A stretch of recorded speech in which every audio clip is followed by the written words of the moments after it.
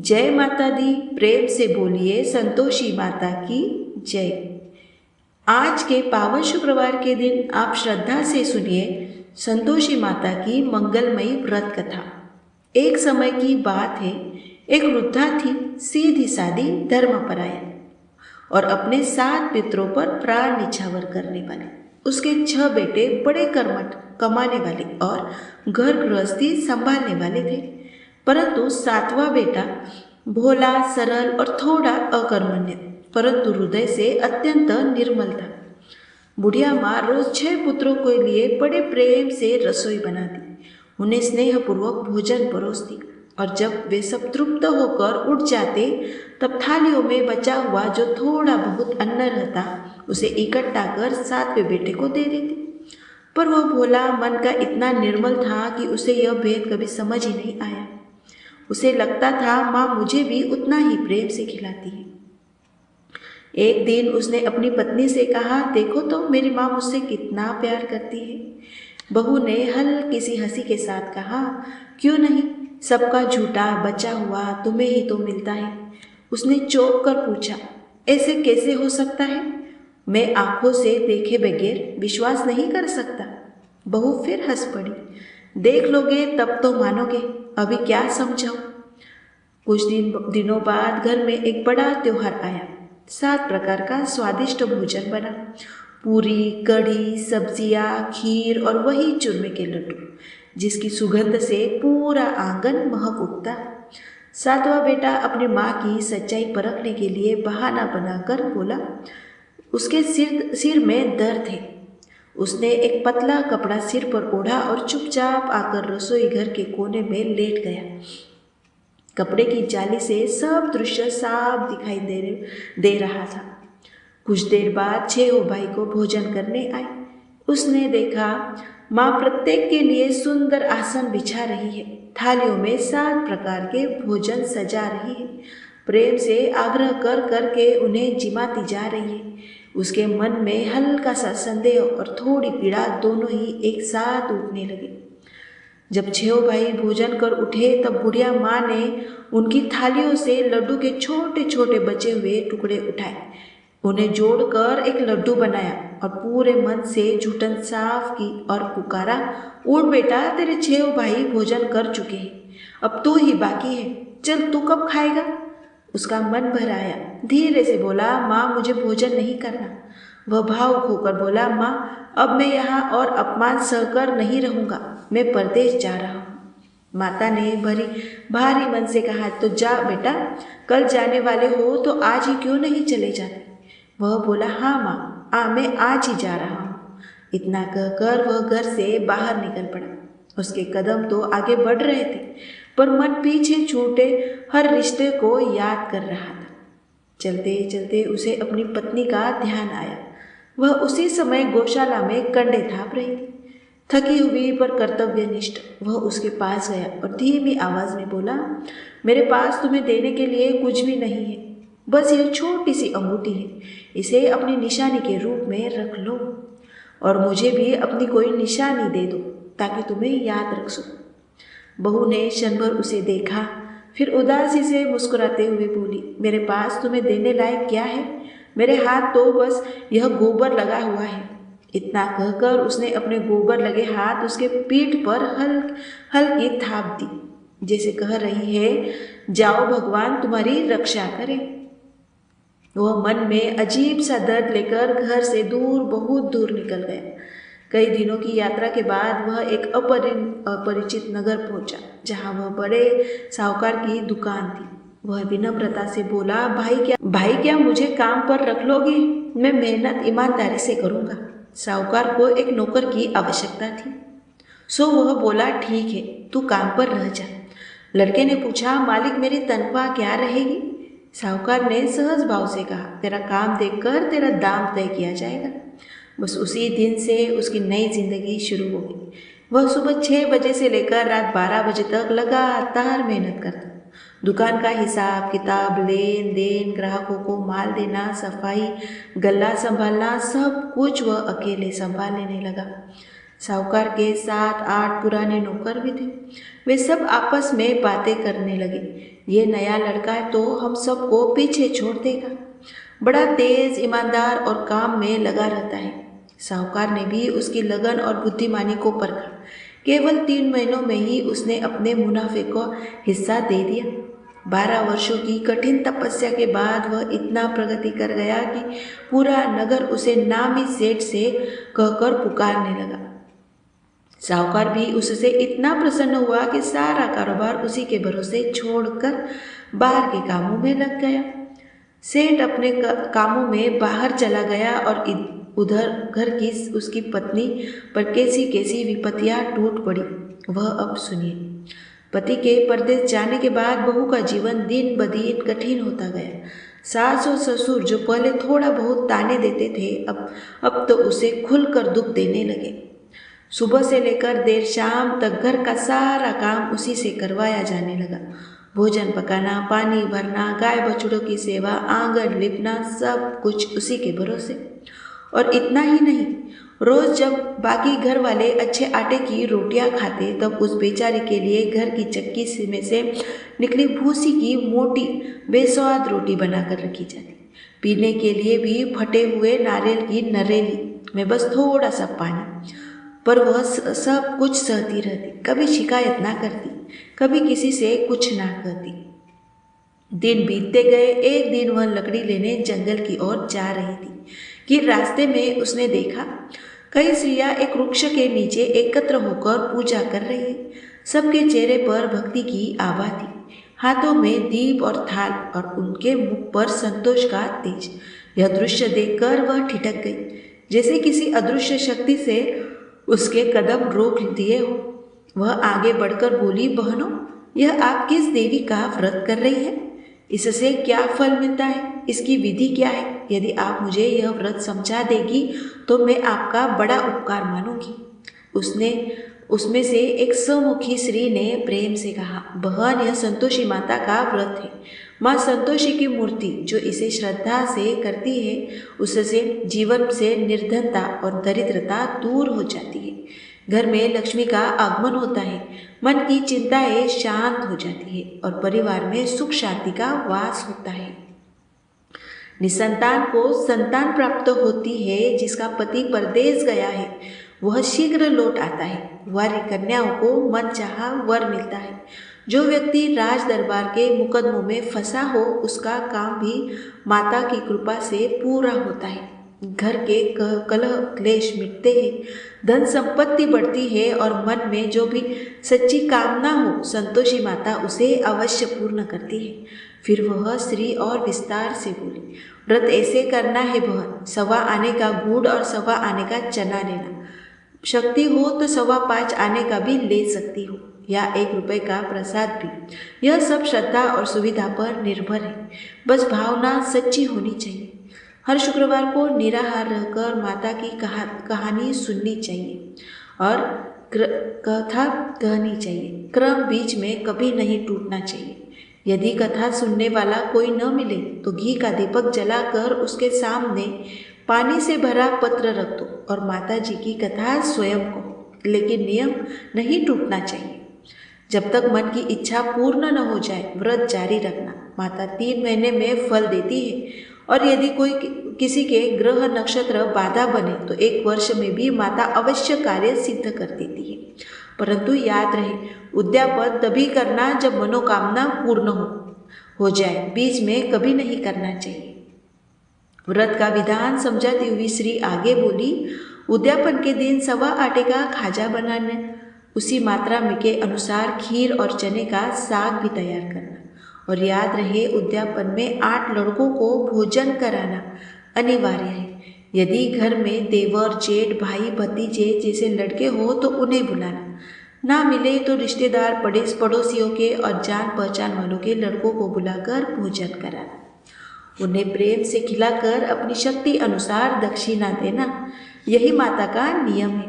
उस दिन घर में खटाई नहीं बननी चाहिए, क्योंकि खटाई व्रत की पवित्रता को बाधित करती है। यह सब सुनकर गरीब बहू का मन जैसे हल्का सा हो गया। वह सिर हिलाकर वहां से चल दी। जंगल में इकट्ठी हुई लकड़ियों का बोझ उसने रास्ते में बेच दिया और उन पैसों से गुड़ और चना खरीदकर माता के व्रत की तैयारी में लग गई। जब आगे चली तो किसी ने कहा, आगे माता का मंदिर है।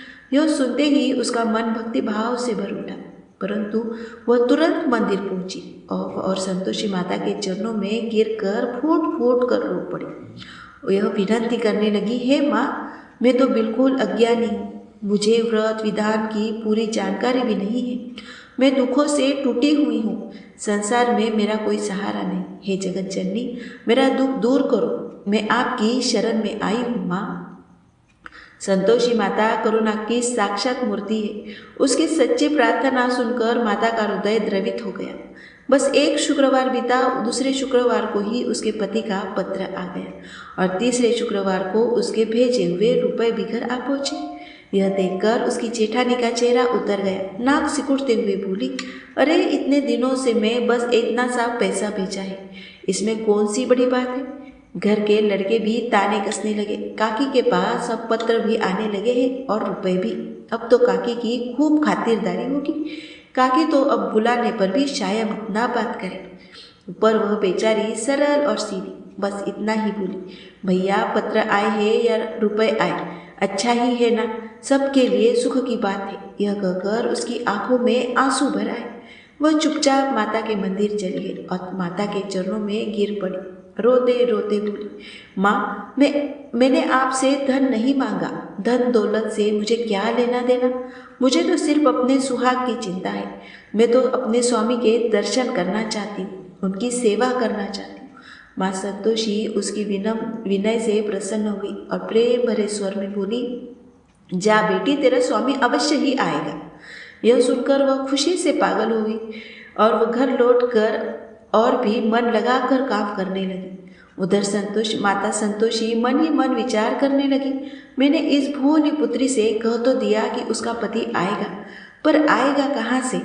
बेचारा तो इसके बारे में स्वप्न में भी नहीं सोचता। इसे याद दिलाने के लिए तो मुझे ही जाना पड़ेगा। बूढ़ी औरत स्वप्न में आकर उस साहूकार के बेटे के सामने प्रकट हुई और कोमल स्वर में पूछने लगी, बेटा, तुम सो रहे हो या जाग रहे हो। वह घबरा कर बोला, माता, मैं न पूरी तरह सोया हूँ और न ही जागा हूँ, कुछ बीच की दशा में हूँ। कृपा करके बताइए क्या आज्ञा है। माँ ने गंभीरता से पूछा, पुत्र, तेरे घर बार का क्या हाल है, वहाँ सब कुशल तो है ना। लड़का बोला, माता, मेरे पास सब कुछ है, माँ बाप भाई बहन बहू, किसी चीज की कमी नहीं है। माँ ने गहरी सांस लेते हुए कहा, पुत्र, पर तेरी घरवाली बड़ी कष्ट में है। तेरे माता पिता उसे दुख दे रहे हैं। वह तुझे याद करते करते सूख गई है, उसकी सुध तो लो।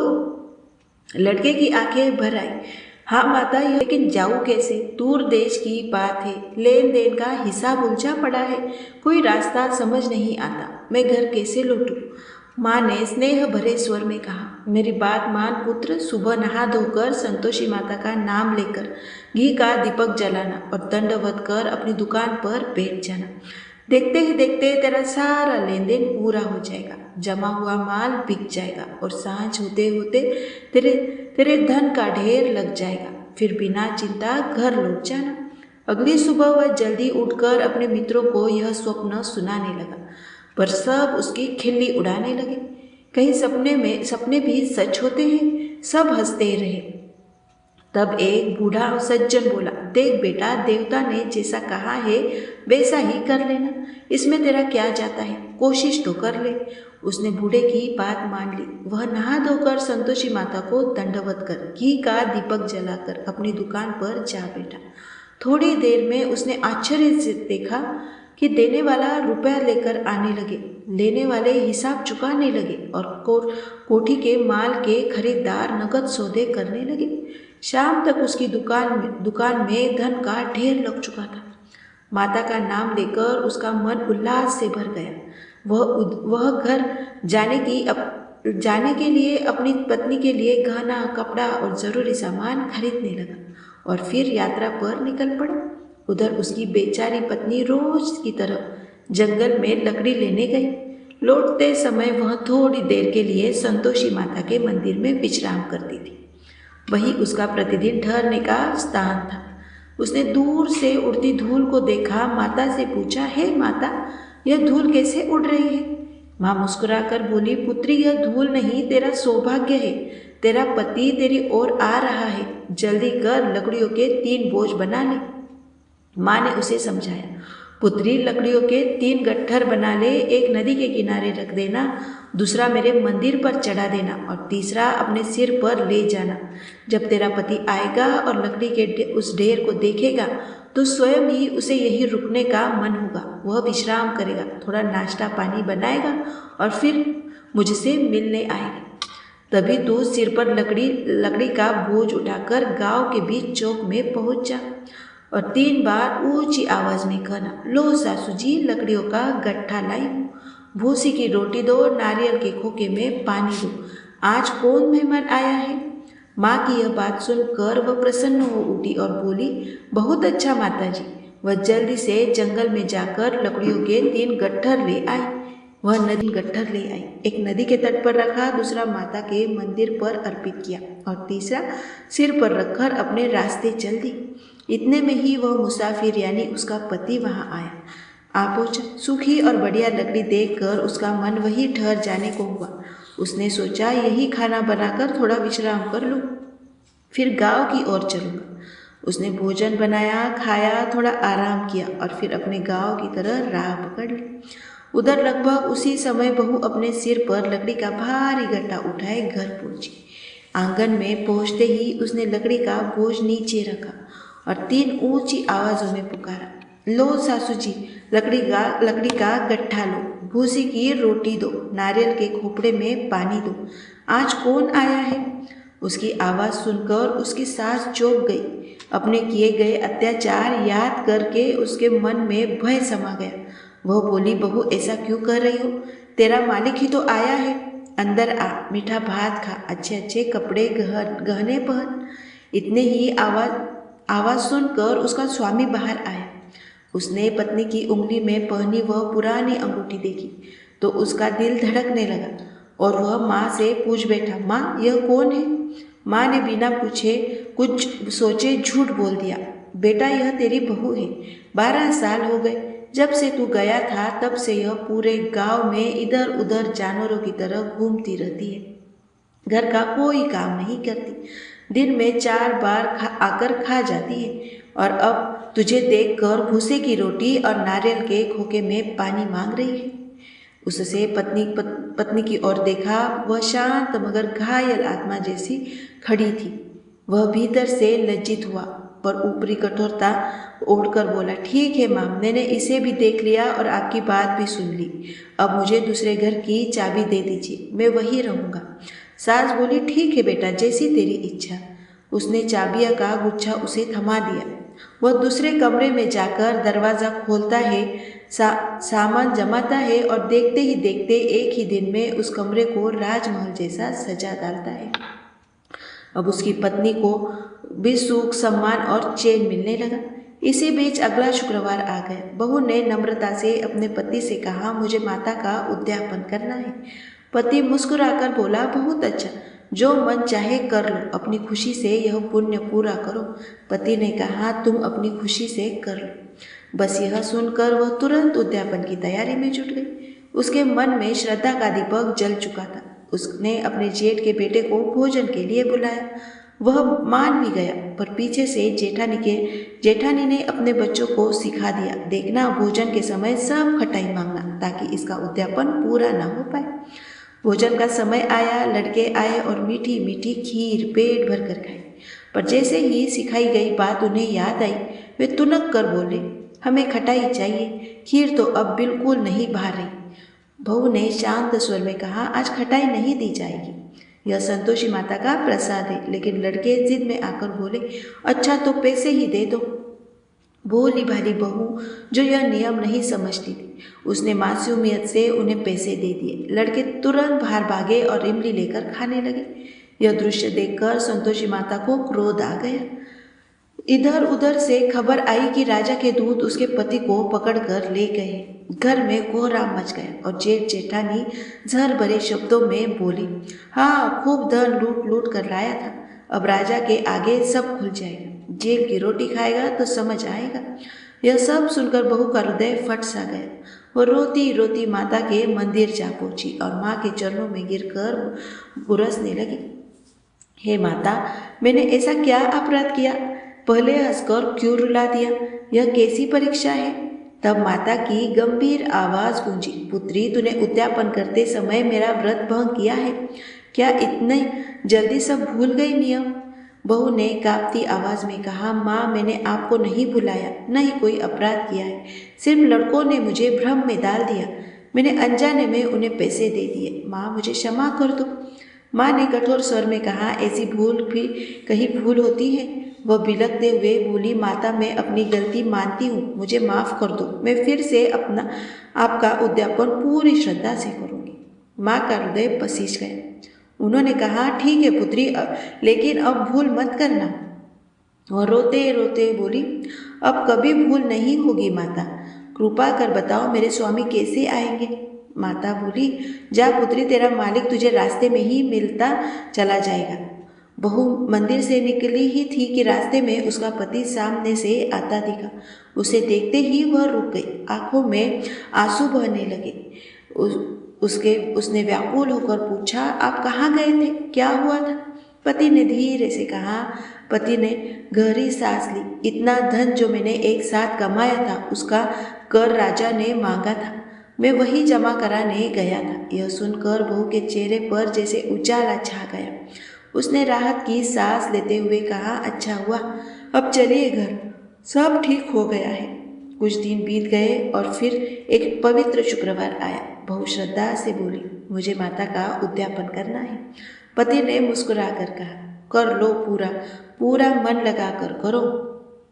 फिर जेठ के लड़कों को भोजन के लिए बुलाने गए, लेकिन जेठानी ने भी ताने मारे और लड़कों को दोबारा वही सीख दे दी। जैसे ही खाना शुरू हो जाए, पहले ही खटाई मांग लेना। भोजन का समय आया। लड़कों ने थाली देखते ही तुनक कर कहा, हमें खीर अच्छी नहीं लगती, हमें तो खटाई ही चाहिए। बहू ने दृढ़ होकर कहा, आज खटाई किसी को नहीं मिलेगी, यह प्रसाद है, खाना हो तो खाओ। जब लड़के ने नहीं माने तो उसने ब्राह्मणों के लड़के बुलाए और उन्हें प्रेम से भोजन कराया। यथाशक्ति दक्षिणा देने की जगह वह एक एक मीठा फल रखकर बोली, माता के नाम पर इसे स्वीकार करो। उसकी भक्ति और सादगी देखकर संतोषी माता प्रसन्न हो उठी। माता की कृपा से 9वें महीने में उसे चंद्रमा जैसा सौम्य रूपवान पुत्र प्राप्त हुआ। पुत्र के आने के बाद वह प्रतिदिन माता के मंदिर आती, अपने छोटे से लाल को गोद में लेकर माता के चरणों में प्रणाम करती। यह देखकर माता के मन में विचार आया, यह रोज इतनी निष्ठा से मेरे पास आती है, क्यों न आज मैं ही इसके घर जाकर देखूं कि इसका जीवन कैसा है। यही सोचकर माता ने एक भयंकर रूप धारण किया। चेहरा गुड़ और चने से सना हुआ, ऊपरी ओर के होठ सूंड के जैसे प्रतीत होते थे और उस पर भिनभिनाती मक्खियों का झुंड। माता ने जब देहलस पर पैर रखा तो उसकी सांस डर के मारे चीख उठी। जब वह राह से गुजर रही थी तभी कुछ लड़के घबरा कर चिल्लाए, देखो, कोई चुड़ैल, कोई डाकिनी इधर से चली आ रही है, इसे भगाओ, नहीं तो कोई किसी को नुकसान पहुंचा देगी।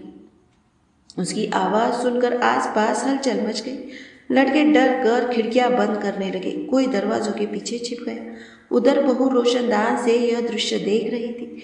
जैसे ही उसने उस छाया को देखा, उसके चेहरे पर एक अद्भुत प्रसन्नता छलक उठी। वह मानो पगड़ी सी होकर चिल्लाई, आज मेरी माता मेरे घर आई है। यह कहते हुए वह घबराहट में बच्चे को दूध पिलाने से हट गई। इतने में सास का धैर्य टूट गया। क्रोध से भरकर बोली, अरे यह क्या पागलपन है? इसे देखकर कि तू कैसे उतावली हो गई कि बच्चे को ही पटक दिया। पर तभी संतोषी माँ के प्रताप से घर का दृश्य बदलने लगा।